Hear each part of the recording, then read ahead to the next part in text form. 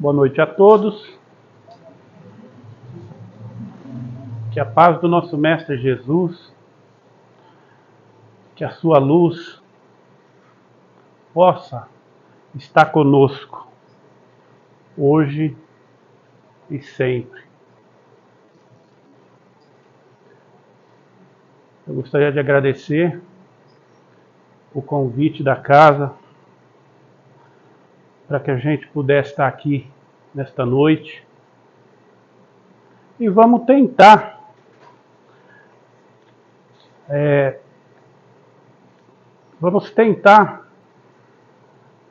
fazer com que as expectativas possam ser alcançadas.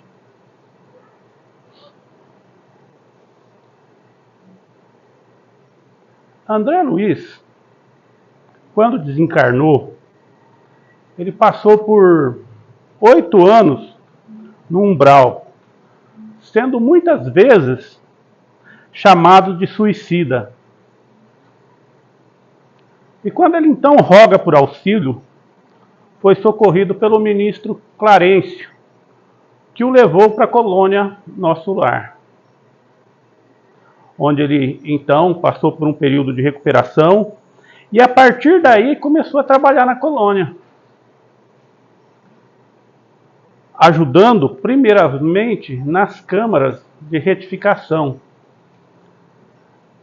para que ele pudesse, conseguir o tão sonhado bônus horas para ter condição de visitar os seus familiares aqui na Terra. Mas nesse período, ele foi esclarecido da questão do suicida. E lá lhe disseram o seguinte, que suicida não é somente aquele que tira a própria vida de fato, mas também aquele que maltrata o corpo, que faz com que ele dure menos do que deveria durar. Quando a gente faz uso de álcool, drogas e até excesso de comidas, bebidas. E quando ele então passou por esse período assim de recuperação, ele começou a fazer alguns estágios em outras colônias ou subcolônias ligadas a Nosso Lar. E a partir daí surgiram 13 livros a partir dos seus aprendizados. Todos eles psicografados por Chico Xavier. E um desses é esse aqui, Ação e Reação, que a gente vai conversar um pouquinho nessa noite.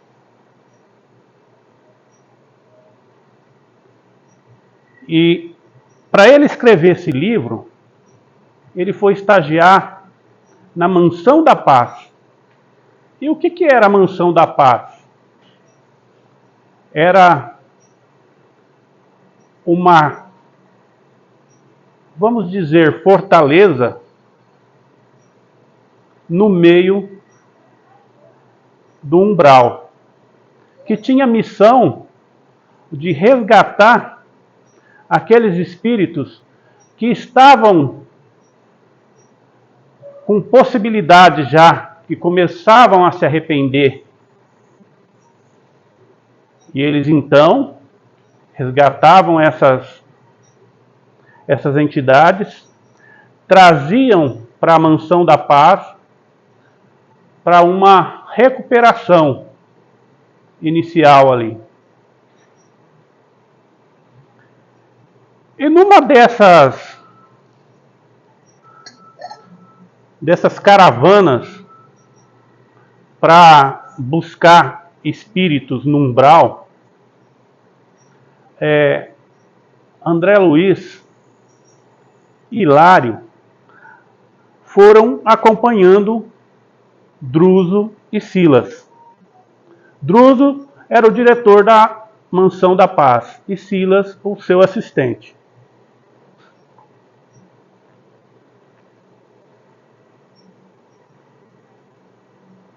Eles então chegam até um espírito desencarnado em situação bem precária. Seria como se a gente viesse aqui um mendigo e multiplicasse por 50. Tamanha era a situação degradante daquele espírito. E quando eles chegam perto, esse espírito então começa a falar. E é interessante aqui a narrativa, que eu vou até ler para a gente não perder. Sou Antônio Olímpio, o criminoso. Contarei tudo. Em verdade pequei. Por isso é justo que eu sofra no inferno. O fogo tortura minha alma sem consumi-la. E o remorso, bem sei, se soubesse, não teria cometido a falta. Entretanto, não pude resistir à ambição.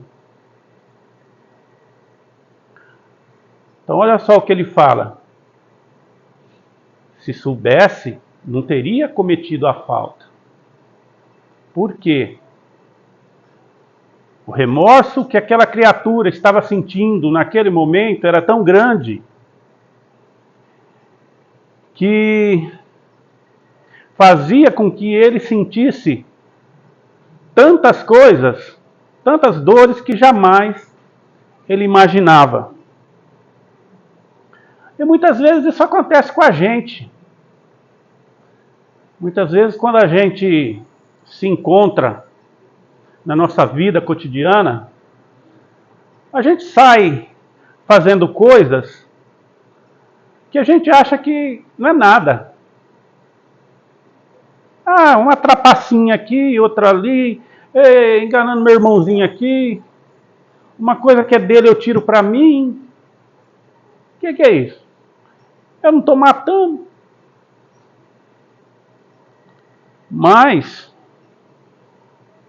quando a gente desencarna, a nossa consciência ela vai cobrar. A gente pensa que é Deus, não é Deus não. É a nossa consciência. Que lá dentro dela, é claro, tem as leis de Deus. Então vamos continuar aqui. Então ele fala assim, que depois da morte do pai, ele queria transformar aquela fazenda num grande latifúndio. Mas, como ele tinha mais 2 irmãos, Clarindo e Leonel, aquela partilha assim atrapalhava os seus planos. E ele então começou a maquinar que ele somente seria feliz se ele eliminasse os irmãos e ficasse com a fazenda todinha para ele. E aquele pensamento foi crescendo, até que ele resolveu fazer. Certo dia, ele deu licor entorpecente aos irmãos e depois chamou para dar um passeio de barco no grande lago da propriedade. E na parte que era mais funda, ele desequilibrou a embarcação. Como ele não tinha bebido, ele saiu a nado. E os outros irmãos ali pereceram. Ele chegou à margem gritando por socorro, pintando um acidente. E todo mundo acreditou. E ele então, daí ele pôde ficar com a fazenda todinha para ele.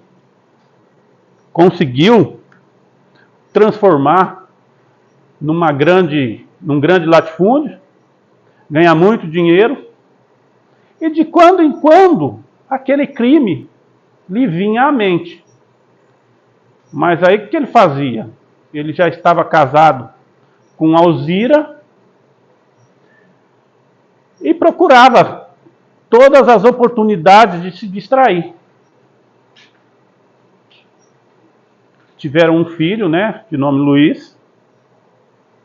E quando esse menino, então, completou 18 anos,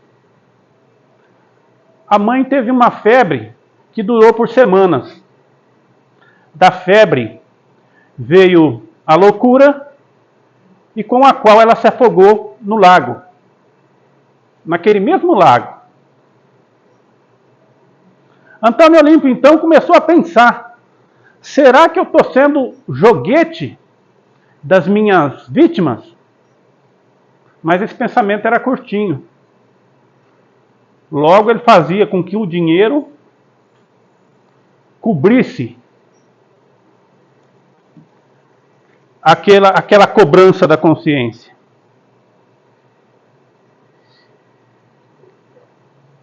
Bom, porém ele fala mais à frente que quando ele cerrou os olhos físicos, ou seja, quando ele morreu, não me valeram as preces pagas, porque os irmãos que eu supunha mortos estavam ali, no túmulo, a me esperar. Eles me pegaram, eles me bateram, eles me xingaram de um monte de coisa, até o momento que eles se cansaram e me jogaram aqui nessa furna em que eu me encontro. Aqui eu só vejo o barco e o grito das minhas vítimas. Quem poderá me fazer dormir ou morrer? Então, assim que ele termina essa narrativa, o diretor Druso o coloca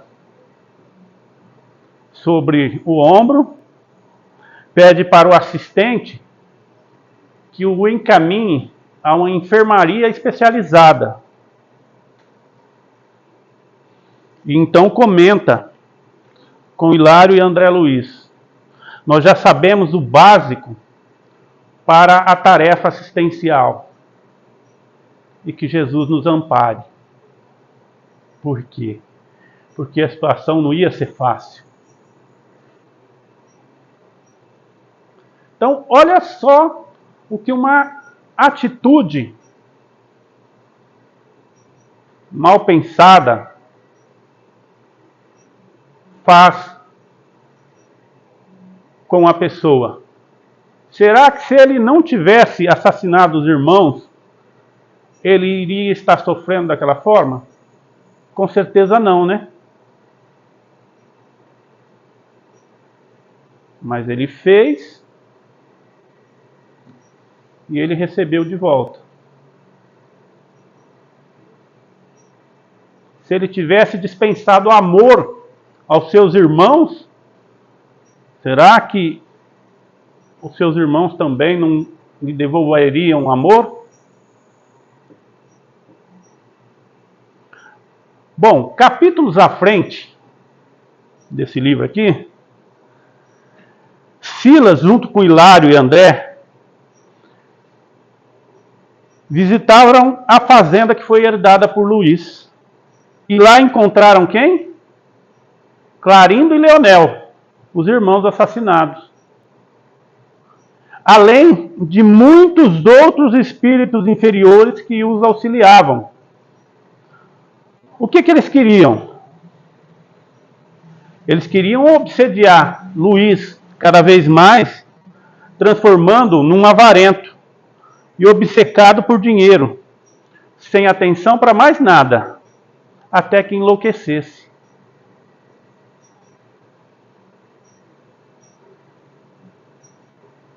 Então, além de se vingar do pai, eles já tinham colaborado para a morte de Alzira, então eles queriam também se vingar do filho.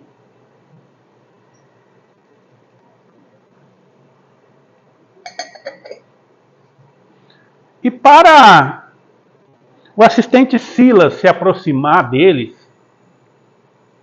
ele precisou se disfarçar de espírito inferior também. Porque senão, não conseguia. Tamanha a desconfiança dos dois irmãos. E durante um período, Silas precisou conquistar a confiança deles. A partir daí, todo aquele gelo foi quebrado e Silas contou então para ele a sua história. Eu não vou entrar em detalhes aqui da história de Silas, que também está aqui nesse livro, mas, resumindo, a mãe de Silas morreu. O pai contraiu novas núpcias. Ele não gostou nadinha da madrasta. Vai roubar o meu dinheiro. O que ele fez? Ele fez com que o pai envenenasse a madrasta. Ele foi atrás de um antigo namorado da madrasta para que ele a seduzisse e o pai pegasse em flagrante.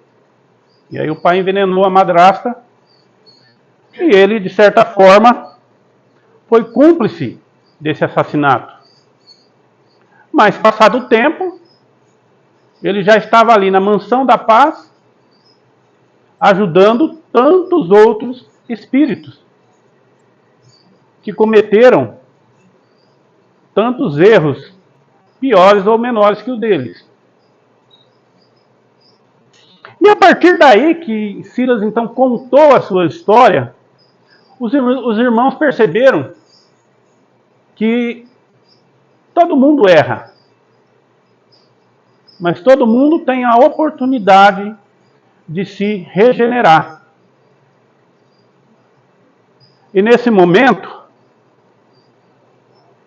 Silas, trazendo eles para junto de si, começou a fazer visitas em locais aonde espíritos benfeitores prestavam assistências, para que eles entendessem e tirassem da cabeça de uma vez por todas ao pensamento de vingança. E quando eles assim conseguiram, eles perceberam que eles eram devedores de Alzira, porque eles colaboraram para a sua morte no lago. A febre, a loucura. E eles então sentiram a necessidade de pedir perdão. E Silas então, certa vez, levando eles até o lago, e eles novamente batendo na tecla que precisavam pedir perdão a Alzira.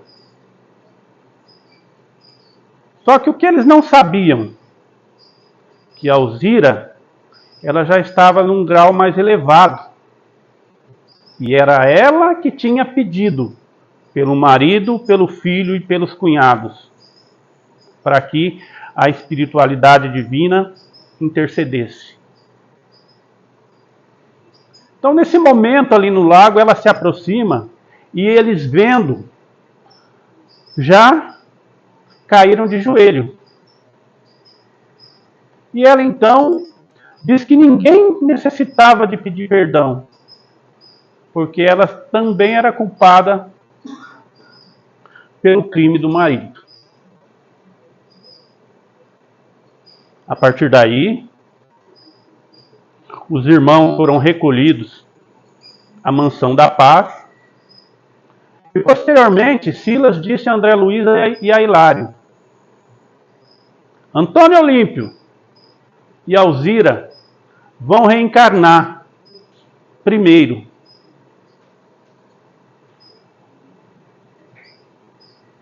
Vão ser marido e mulher. Clarindo e Leonel vão depois. Vão reencarnar como filhos. Para que se possa cumprir aquilo que se necessita. Ou seja, arrependimento, expiação e reparação. Então, esses irmãos vão ser filhos. E a reparação, eles vão receber de volta a fazenda que lhes foi tomada com o assassínio que Antônio Olímpio cometeu. Agora vejam só, meus irmãos, a dificuldade para resolver uma situação. Tudo por quê? Porque a ambição falou mais forte do que o amor.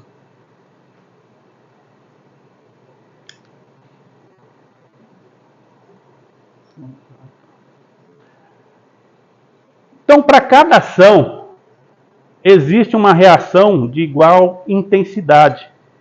A lei de ação e reação, ou cada um segundo as suas obras. Não tem favoritismo.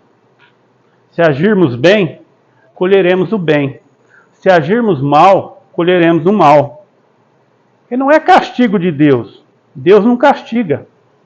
O livre-arbítrio nos permite escolher. Às vezes a gente fala, né? O que eu fiz para Deus? Para estar passando o que eu estou passando. Para Deus nós não fizemos nada. Nós fizemos para o nosso irmão.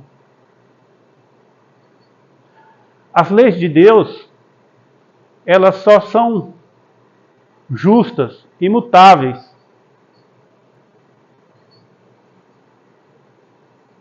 E uma delas é essa lei de causa e efeito, ou ação e reação.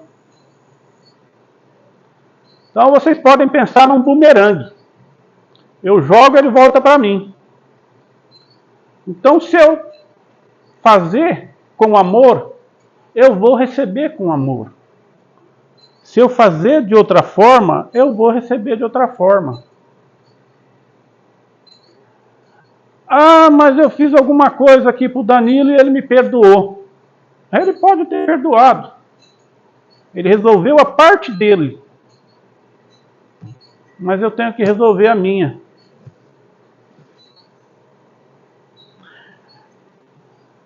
Então, por essa lei, cada criatura, perante a providência divina, detém, por conta própria, débitos e haveres contabilizados.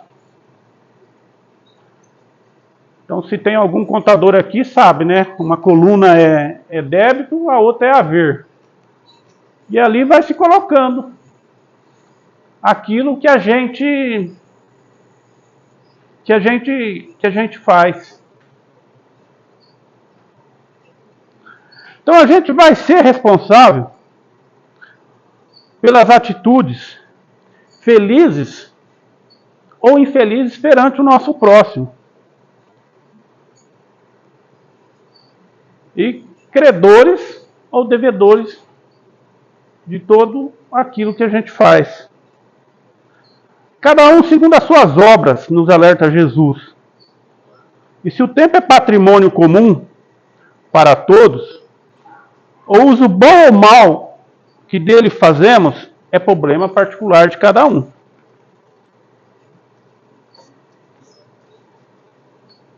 Jamais percamos a visão da meta superior a que nos destinamos. E com Jesus, empenhamos-nos no culto do amor vivo, criando a felicidade para com todas as criaturas. Porque essa mesma felicidade retornará para nós, como consequência do nosso esforço cristão. E diante da lei natural de ação e reação, a gente pode concluir que tudo no universo está intimamente integrado e equilibrado.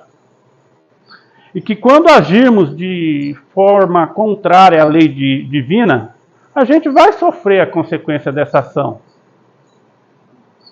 De forma que o equilíbrio se restabeleça.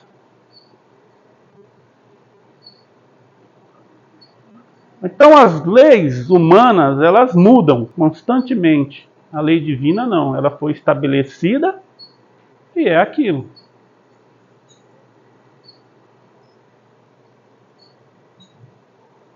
Então as dívidas do passado são oriundas do comprometimento com os vícios terrenos, ambição, desatino e maldade. Orai e vigiai é a parte principal dessa engrenagem chamada vida aqui na Terra. Pois nessa prática estamos atentos aos nossos comportamentos em nossa caminhada, corrigindo aqueles que fogem à lei do amor. Então, por isso que é de máxima importância conhecer essa lei. A lei do amor, justiça divina, que rege o rumo da evolução moral de cada um. E é certo que se a gente evitar as consequências mais nefastas devido à invigilância do nosso caminho, passamos para um futuro de menos sofrimento. Então que fique claro, todo o meu sofrimento foi provocado por mim mesmo. Não foi outro que provocou.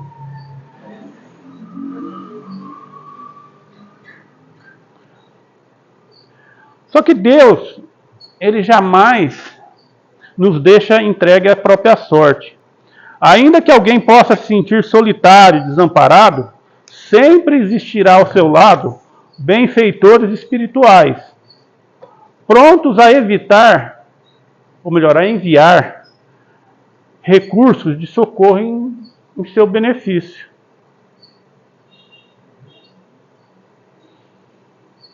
A lei de ação e reação nos traz, portanto, se agindo bem, teremos um mérito no bem. Agindo mal, teremos as consequências em nossas reencarnações, de acordo com o planejamento reencarnatório de cada um.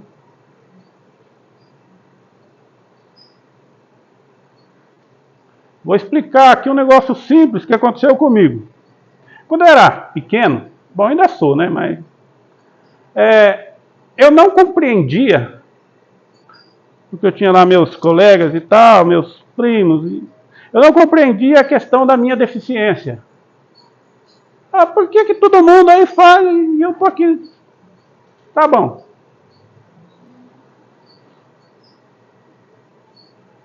Então hoje eu sei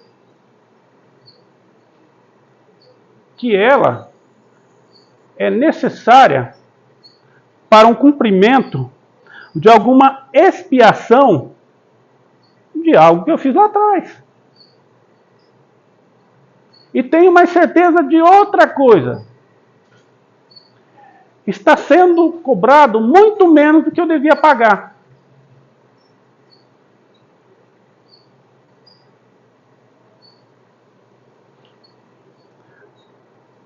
Então, partindo desse princípio, a prática do mal, a quem quer que seja, nunca será compensador, pois sempre respondemos pelo o mal causado. Então a gente deve se atentar que somos consequências do nosso passado. Se estamos bem, é porque fizemos bem. E se estamos mal, é porque em algum momento a gente fez o mal.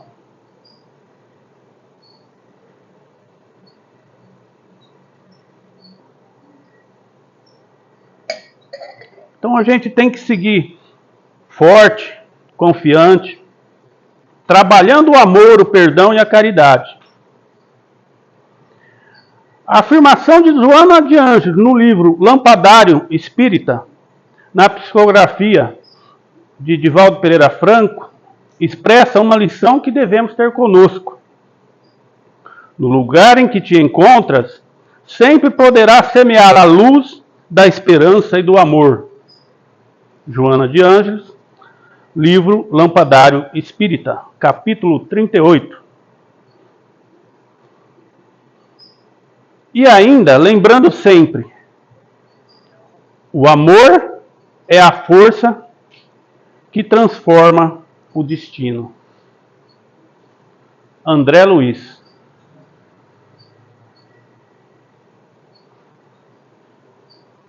Quando, certa vez, André Luiz,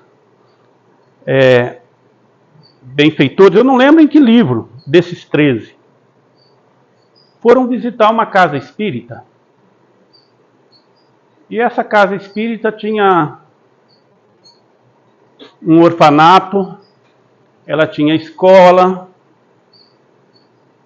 ela dava sopa, ela fazia muitas coisas boas em prol da sociedade. E tinha lá o diretor dessa casa, que era uma pessoa boníssima. Mas ele tinha uma ferida na perna que não fechava.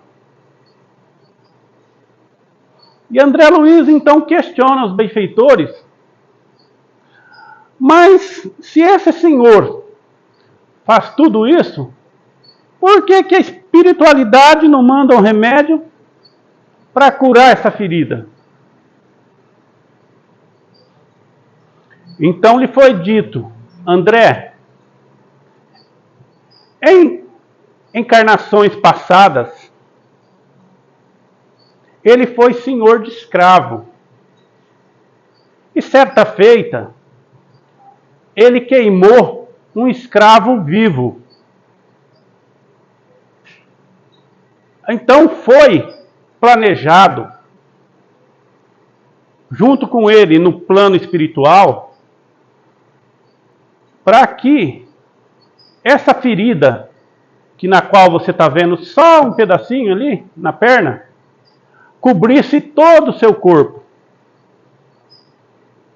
Essa doença chama popularmente fogo selvagem.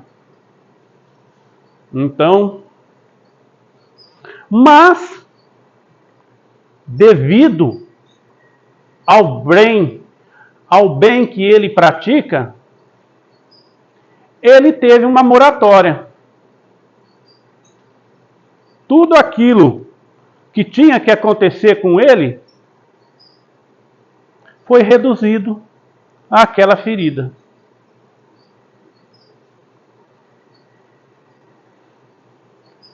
Então,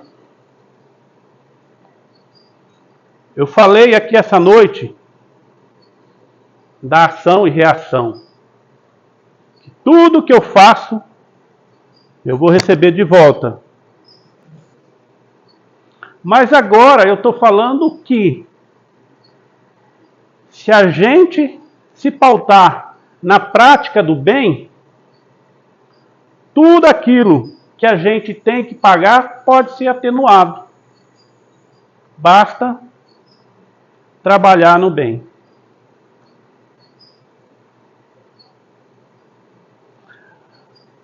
O Chico Xavier, ele tinha uma frase que dizia o seguinte: embora ninguém possa voltar atrás e fazer um novo começo, qualquer um pode começar agora e fazer um novo fim. Então não importa o que eu tenha feito para trás, as piores coisas que eu tenha feito aqui, ó. Que às vezes a gente fala, não, eu já perdi essa encarnação, não adianta fazer mais nada. Não. Não importa quantos anos eu tenha. 40, 50, 70, 80, 100 anos. A qualquer momento eu posso começar. Eu posso fazer um novo fim. Posso começar agora através do trabalho, do amor ao próximo, e mudar aquele fim que ia ser traumático, complicado. A nossa doutrina, ela tem uma máxima que diz assim: fora da caridade não há salvação. E é bem isso. Ninguém, nenhum espírito que está nessa terra regride. Mesmo que ele faça danuras daqui para frente, ele não vai regredir, mas ele vai ficar estacionado. Agora, e ele só vai conseguir avançar a partir do momento que ele entender, que ele compreender, que a consciência lhe cobrar que ele precisa mudar para o bem. Fazer o bem, como dizia Divaldo, sem procurar saber a quem. Porque muitas vezes é fácil fazer o bem para minha filha, para minha esposa, que estão ali no meio em que eu convivo, e que eu adoro. Mas fazer o bem para aquela pessoa que, porventura, é meu inimigo, isso não é fácil. Mas Jesus nos pede para que a gente faça. Essa é a segunda etapa quando a gente diz: ama ao teu próximo como a ti mesmo. Faça o bem e não procure saber a quem. Que Jesus nos abençoe, nos ilumine e nos guarde, hoje e sempre.